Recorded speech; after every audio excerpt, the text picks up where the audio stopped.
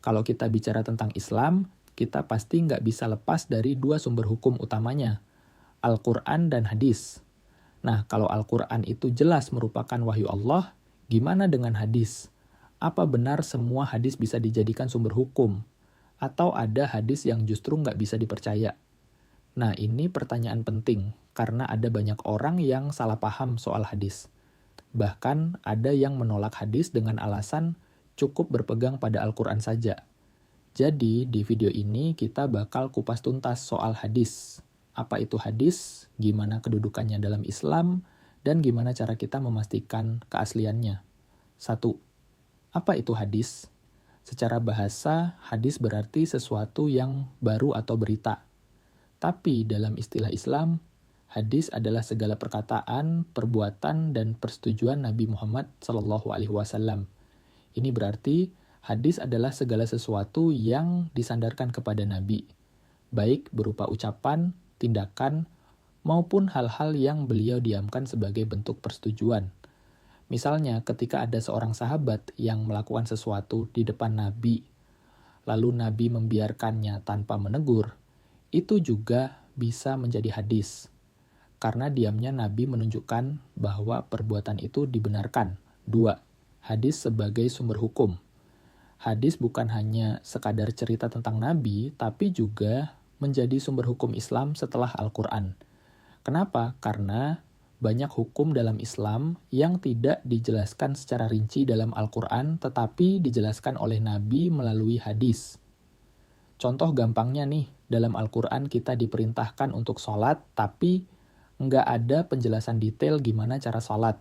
Nah, hadislah yang menjelaskan tata cara sholat dari takbir sampai salam. Jadi, tanpa hadis kita nggak bakal tahu bagaimana cara menjalankan ibadah dengan benar.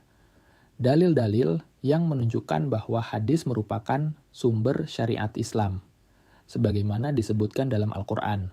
1. Quran Surat Al-Nisa ayat 59. 2. Quran Surat Al-A'raf ayat 158. 3. Quran Surat Al-Hasyr ayat 7. 4. Quran Surat Al-Baqarah 129. 5. Quran Surat An-Dod ayat 160. 43. Kenapa harus hati-hati dengan hadis? Tapi, tunggu dulu, nggak semua hadis itu bisa langsung dipercaya dan dijadikan hukum. Karena sejak zaman dulu ada orang-orang yang dengan sengaja membuat hadis palsu.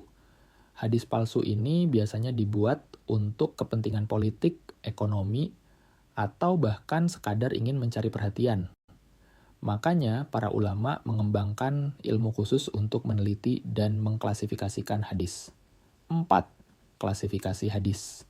Jadi, hadis itu ada yang bisa diterima, ada juga yang harus ditolak.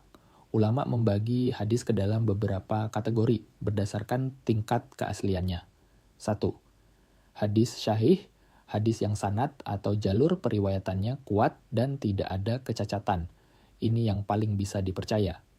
2. Hadis hasan, hadis yang sanadnya baik tapi sedikit lebih lemah dari hadis syahih. 3. Hadis dhaif, hadis yang memiliki kelemahan dalam sanad atau matan isinya, sehingga tidak bisa dijadikan dalil hukum. 4. Hadis maudhu, hadis palsu yang dibuat-buat oleh orang yang tidak bertanggung jawab. Sedangkan syarat perawi hadis ada 2, yaitu adil dan dabet atau kuatnya hafalan. Yang berkaitan dengan sifat adil adalah beragama Islam, berakal, baligh, tidak fasik, menjaga perilaku atau sikap. Adapun hal-hal yang menurunkan dan mempengaruhi nilai kedaptan perawi hadits, yaitu kesalahan yang buruk, hafalan yang buruk, banyak kelalaian, banyak keraguan-raguan, menyalahi periwayat perawi siqah. Kebayangkan betapa ketatnya para ulama dalam memilah hadis. Mereka meneliti siapa perawinya, apakah orang itu terpercaya, apakah dia jujur, atau justru pernah diketahui berbohong. Proses ini disebut ilmu mustalah hadis. Para ulama menyusun berbagai kitab untuk mencatat dan menilai setiap hadis yang mereka temukan. Kelima, peran hadis dalam kehidupan modern. Jadi kalau ada orang yang bilang nggak perlu pakai hadis, itu jelas salah. Tanpa hadis, kita nggak akan tahu banyak hal penting dalam Islam. Mulai dari cara salat, puasa, zakat, haji, sampai adab sehari-hari. Hadis juga membantu kita memahami nilai-nilai Islam dalam berbagai aspek kehidupan. Bahkan, banyak fatwa dan hukum Islam yang tetap relevan di era modern ini bersumber dari hadis. Makanya penting banget buat kita belajar membedakan mana hadis yang benar dan mana yang enggak. Jangan asal percaya sama hadis yang beredar di media sosial tanpa mengecek sumbernya dulu. Jadi, kesimpulannya, hadis itu adalah sumber hukum Islam kedua setelah Al-Quran. Tapi kita juga harus hati-hati dalam menerimanya. Karena ada hadis yang syahih, ada yang lemah, bahkan ada yang palsu. Jangan lupa selalu belajar dan mencari tahu dari sumber yang terpercaya. Sampai jumpa di video selanjutnya.